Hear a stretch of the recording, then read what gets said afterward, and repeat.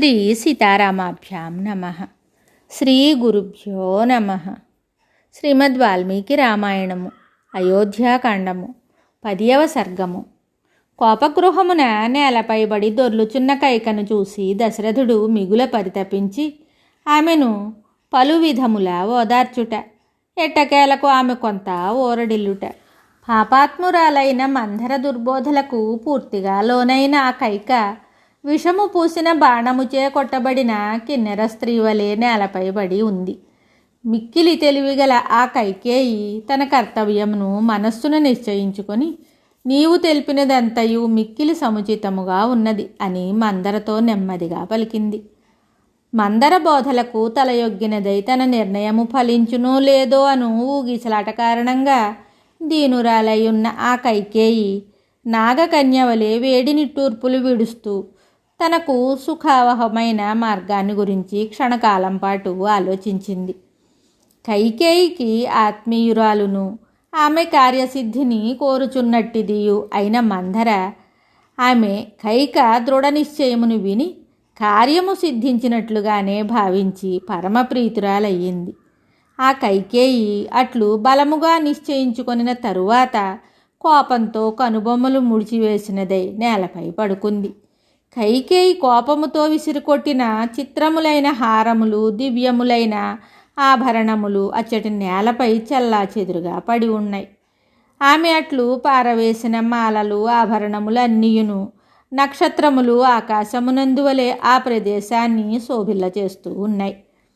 మలిన వస్త్రమును దాల్చి కేశములను ఒకే జడగా ముడివేసుకొని కోపగృహమున పడి ఉన్న ఆ కైక కృంగి కృషించి అచేతన స్థితిలోనున్న కిన్నెరాంగన వలె ఒప్పుతోంది. దశరథ మహారాజు సుమంత్రుడు మొదలగు సచివులకు శ్రీరామ పట్టాభిషేకమునకు సంబంధించిన ఏర్పాట్ల విషయమున ఆజ్ఞలను ఇచ్చాడు. తరువాత గురువైన వశిష్ఠుని అనుజ్ఞను పొంది ఆయన తన అంతఃపురమున ప్రవేశించాడు. శ్రీరాముని పట్టాభిషేక విషయము ఇప్పుడే కదా నిర్ణయింపబడింది. ఇంతవరకును ఈ శుభవార్త అంతఃపురమునందలి రాణులకు తెలియకుండా వచ్చును కదా అని స్వతంత్రుడైన దశరథుడు భావించి తనకు అత్యంత ప్రీతిపాత్రురాలైన కైకకు ఈ ప్రియవార్తను తెలుపుటకై ఆమె అంతఃపురమున అడుగుపెట్టాడు. స్వచ్ఛమైన మేఘములు కలిగి రాహుయుక్తమయ్యున్న ఆకాశమున చంద్రుడు ప్రవేశించినట్లు మహాయశస్వి అయిన దశరథుడు కైకేయి యొక్క అంతఃపురంలో ప్రవేశించాడు. అచ్చట చిలుకలు, నెమళ్ళు, క్రౌంచ పక్షులు, హంసలు మొదలగు వాటి కలవరములు వినిపిస్తూ ఉన్నాయి. వీణ, వేణు, మృదంగ తాళధ్వనులు వీణుల విందు గావిస్తూ ఉన్నాయి. గూనివారు, పొట్టివారు అయిన స్త్రీలు తిరుగాడుతూ ఉన్నారు. సంపెంగలు, అశోకములతో కూడిన లతాగృహములు, చిత్రగృహములు శోభిల్లుతూ ఉన్నాయి. దంతములతో, వెండి బంగారములతో నిర్మితములైన వేదికలు రాజిల్లుతూ ఉన్నాయి. దోహద క్రియలతో నిత్యము పుష్పించడి ఫలించడి వృక్షములు, దిగుడు బావులు ఉప్పారుతూ ఉన్నాయి. దంతములతో, వెండి బంగారములతో నిర్మింపబడిన ఉన్నతాసనములు అచ్చట అలరారుతూ ఉన్నాయి. ఆ ప్రదేశము వివిధములగు అన్నపానములతో, భక్ష్య విశేషములతో గుమగుమలాడుతూ ఉంది. మిక్కిలి విలువైన ఆభరణములతో అలరారుచున్న కైక గృహము ఒక దివ్య భవనము వలె తేజరిల్లుతూ ఉంది. సకల సంపదలతో తులతూగుచున్న అట్టి అంతఃపురమున దశరథుడు ప్రవేశించాడు. కానీ శయన మందిరమునందలి తల్పముపై ఆయనకు అత్యంత ప్రియమైన కైక కనపడలేదు. ఆ మహారాజు ఉద్దీపన వస్తు దర్శనముచే కామోద్రిక్తుడై అది రతికి తగిన కాలమని భావించాడు. తన ముద్దుల భార్య కైక కనబడకుండుటచే అతడు, ఓ కైక, నీవెక్కడా అని పిలిచాడు. సమాధానం రాకపోవుటచే చింతాక్రాంతుడయ్యాడు. మున్నెన్నడును ఆ కైక ఆ సమయమున అట్లు ప్రవర్తించి ఉండలేదు. రాజు ఎప్పుడునూ ఆ విధంగా నిర్మానుష్యముగానున్న ఆ శయన మందిరమున ప్రవేశించి ఉండలేదు. కైక మూర్ఖత్వముతో స్వప్రయోజనమును సాధింపనించి అలిగి ఉన్న సంగతి తెలియక రాజు ఎప్పటి వలనే ఆమెను గురించి ప్రతిహారిని, ద్వారపాలకురాలిని అడిగాడు. అప్పుడు ఆ ప్రతిహారి భయంతో వణుకుతూ అంజలి ఘటించి, ప్రభు, రాణిగారు మిక్కిలి క్రుద్ధురాలై రుసరుసలాడుచు కోపగృహాన్ని చేరారు అని తెలిపింది. ప్రతిహారి మాటలు చెవినబడగానే రాజు మనసు కలవరపడింది. అతడు ఇంకనూ విషాదానికి లోనయ్యాడు. ఆయన కాళ్ళు చేతులు తడబడసాగాయి. ఇంద్రియములన్నీయును వ్యాకులములయ్యాయి.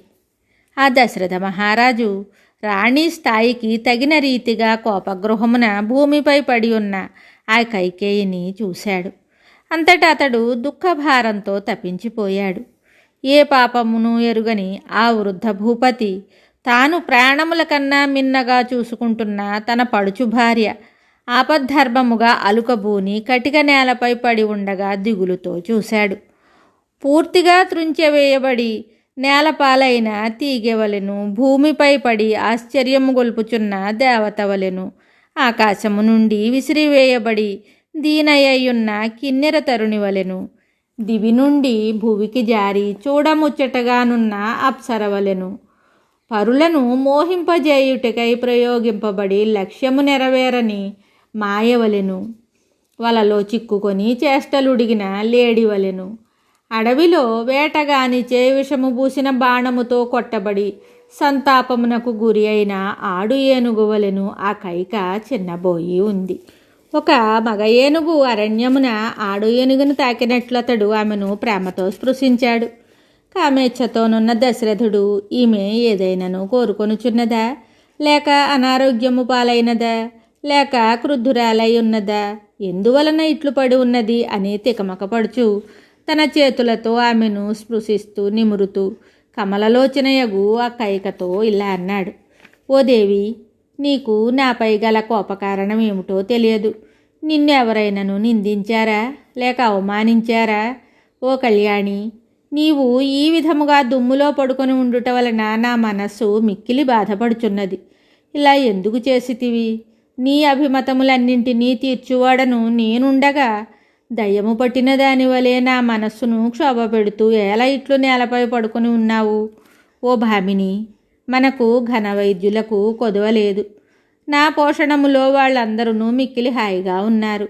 వారు నీ అనారోగ్యమును తొలగించి నీకు స్వస్థత చేకూర్చగలరు. ముందుగా నీ వ్యాధి ఏమో తెలుపుము. నీవు ఎవరికైనాను మేలు చేయదలుచుకుంటివా? నీకు ఎవరైనాను అప్రియము చేశారా? ఇప్పుడు నేను ఎవరికి లాభమును కలిగించవలెను? ఎవరిని తీవ్రముగా దండింపవలెను? ఓ దేవి, నీవు ఏడవకుము. దుర్భరమైన నీ పరితాపమును మానుము. ఏ నిర్దోషినైనను వధింపవలెనా? ఉరిశిక్షకు గురి అయిన వారిని ఎవరినైనాను విడిచిపెట్టవలెనా తెలుపుము. ఏ దరిద్రునైనను సంపన్నునిగా చేయవలెనా, లేక ఏ సంపన్నునైనను నిర్ధనుని గావించవలెనా వివరింపుము. నేనును నా వారందరూ నీ అధీనములోని వారము. నీ మనోరథము అది ఏదైనను ఎట్టిదైనను దానిని నేను నిరాకరించను. నీ మనసులోని మాటను నిస్సంకోచముగా తెలుపుము. నా ప్రాణములొడ్డి అయినను దానిని తీర్చేదను. నాపై నీకు గల అధికారమును నీవు ఎరుగుదువు కనుక నీవు నన్ను ఏమాత్రము సందేహింపరాదు. నా పుణ్యముపై ఆన, నీ ఇష్టమును తప్పక నెరవేరుస్తాను. ఓ కైకేయి, సూర్యరశ్మి సోకునంత వరకు గల భూమండలం అంతయును నా అధీనములో ఉన్నది. తూర్పును గల దేశములను, సింధు సవ్వీర సౌరాష్ట్రములను, దక్షిణాపథమును గల దేశములను, అంగవంగ మగధ మధ్య దేశములను, కాశీ కోసల దేశములను సకల సంపదలతో తొలతూగుచున్నవి. ఈ దేశములలో గల పశు సంపదను, ధనధాన్యాది వివిధ ద్రవ్యములను నీ ఇష్టానుసారముగా కోరుకొనుము. ఓ భయస్వభావురాల, భూమిపై బడి దొర్లుచు ఆయాసపడుట ఎందులకు?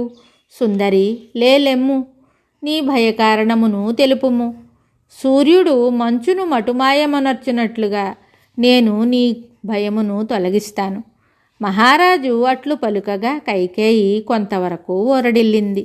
ఆయనకు అప్రియమైన రామవనవాసాదిక విషయములను చెప్పదలిచినదై మిగుల పీడించుచు ఆయనను ప్రతిజ్ఞారూపమున బంధించుటకై, ఆయనచే ప్రతిజ్ఞ చేయించుటకై ఇలా పలకసాగింది.